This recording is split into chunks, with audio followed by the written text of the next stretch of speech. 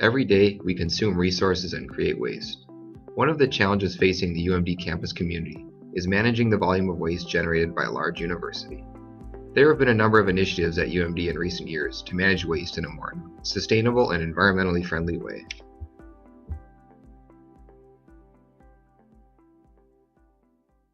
A trash audit is basically literally going through the trash meant for the landfill, weighing that out, and then sorting it to see how much could be recycled, how much could be composted, and then weighing that and like looking at, just like the raw data of that.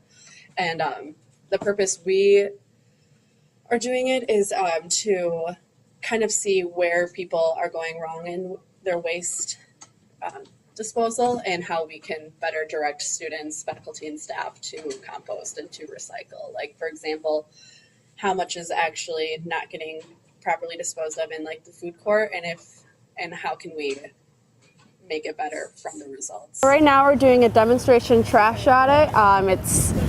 We're just sorting through the garbage we've collected on campus all over the place, from the food court to the residence halls to Chino Hall, and it's a demonstration, so we're for the general public if they have any questions, or it's just like a visual to see. It's kind of UMD's landfill, and it's for education and outreach so that we can better educate students, staff, faculty about composting, recycling.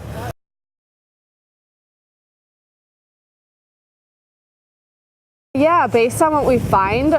So for example, we've been finding a lot of coffee cups from the coffee shop, which are compostable, brown paper bags from the coffee shop, which are also compostable, holding like food and like a lot of compostable products.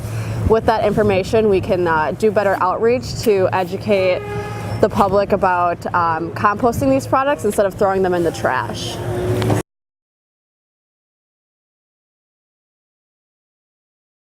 So like these are compostable, which like looking at it you wouldn't think that they were. It's kind of got like a plastic looking seal on it.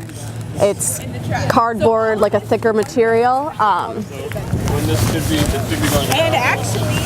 And then anything like that was once alive is compostable. So like in an industrial compost site we can compost bones, so like your chicken wings can be composted, hair can be composted, fingernails, brown paper bags.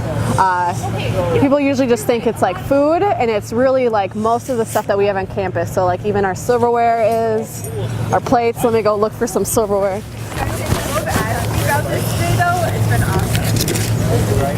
So like this stuff is compostable. This looks like plastic, but it's compostable. And this is a cup. And what's in it? I don't know what's in it, but you can, do you know what compost is? Okay.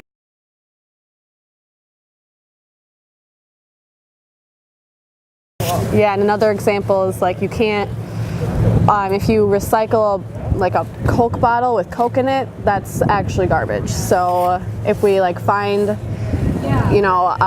empty bottles that are getting thrown away, that's one thing, but then people are throwing away their pop, and they should be emptying it out and then recycling it. So then we can educate people about that as well.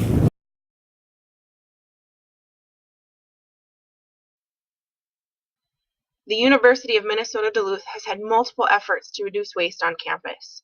Increasing recycling efforts have brought UMD to a 50% recycling rate, the amount of waste recycled compared to all of the waste generated. And if it continues, we will not only save 50% of landfill mass, but UMD could see a savings of $20,000 per year. Alternative waste collection systems, like the Big Belly solar bins that use solar energy to compact the waste in its belly, it decreases the amounts of times needed to be emptied by creating more space, and saves time and money by sending an electronic message to ground staff rather than having them empty every day. Other alternative efforts include the mini trash bins and desk-side recycle bins in offices. Beginning in the Darlan administration offices, as highlighted by Christine, these efforts have reduced garbage by 20% and lowered the amount of recyclables in the trash from 29% to 15%. So we took out people's garbage cans, made it their recycling can in their office, and then we brought in. We actually had dining services do either a small like yogurt or sour cream container, Okay.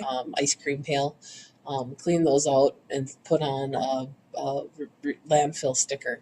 Okay. So that we'd have people thinking more about their trash, what they were bringing to campus. We want you to recycle as much as you can, and you should have just a small amount to either throw or put in compost.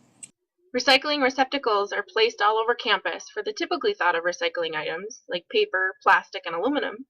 But there are also places to recycle books, electronics, ink cartridges, batteries, plastic bags, clothes, and more. What I'm aware, when Wendy came in, I think the question started. She started as director of sustainability in 2008, I believe, and when she came in asking the questions, why aren't we using compostable materials? Or maybe perhaps we already had the compostable materials, but we weren't composting them. I mean, they were going to the landfill, and that's nice because they still compost and help the landfill process, but why spend the money on the compost materials if we're not gonna use it to make compostable materials. And we know that WLSSD has a great program down there, creates great product for the community to use, buy and use. And so started pushing the questions, how can we start composting our compost? And so we started a process of testing it with these big yellow garbage cans, not very good looking, and not well received by anybody at events. Not real educated on how to do that. And then we moved from that to several years ago now, the bins, the quads out in the hallway with the Champ logo on it. We partnered with MaxR to get a few of those on campus to just try to sort. At the time, we were still sorting out our paper and our recyclables. Hindsight, we should have commingled that, but it has compost on those. Learned quickly about fruit flies and how to make sure we have covers. So it's been evolving. And then the last couple of years, we've now been purchasing cheaper but still efficient little triplets that we can put in areas by our offices to get people to try to compost while they're at work or attending school. If efforts at UMD are continued, and education and outreach continues to teach both students and staff how to properly recycle and compost and reduce waste, we can move closer and closer to zero waste. I mean, ideally, we could get to the point where we'd be near zero landfill waste if we could do things properly. And trying to get people to think about what I'm bringing. Can I bring something reusable versus just throwing it in the waste because it's easy.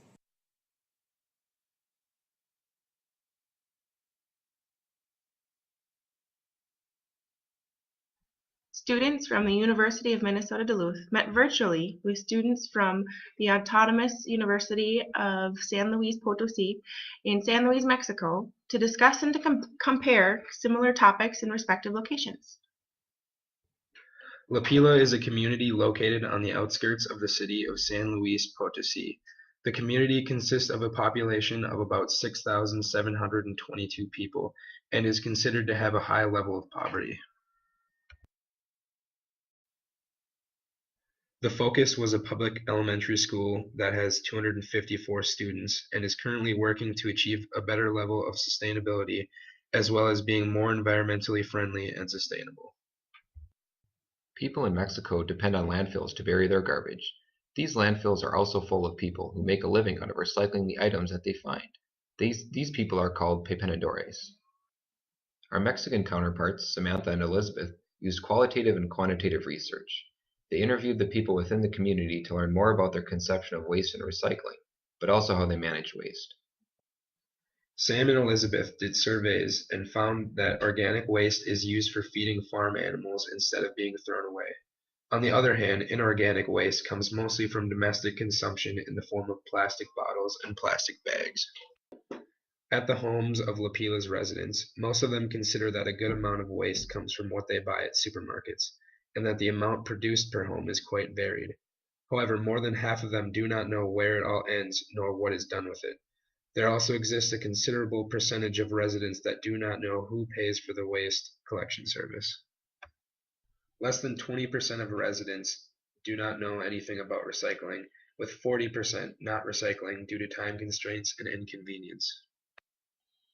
At the elementary school, Samantha and Elizabeth found that even though the trash cans have labels on them indicating which type of waste must be thrown in there, these are not followed and even kept far away from more crowded areas. They were even removed from their designated spots where only the poster remains in place. Even though there are efforts for achieving sustainability at this elementary school, there is still a need to educate the children on how to use the resources and materials existing there. The main effort on educating students is done through workshops. These workshops educate both students and parents on proper waste separation.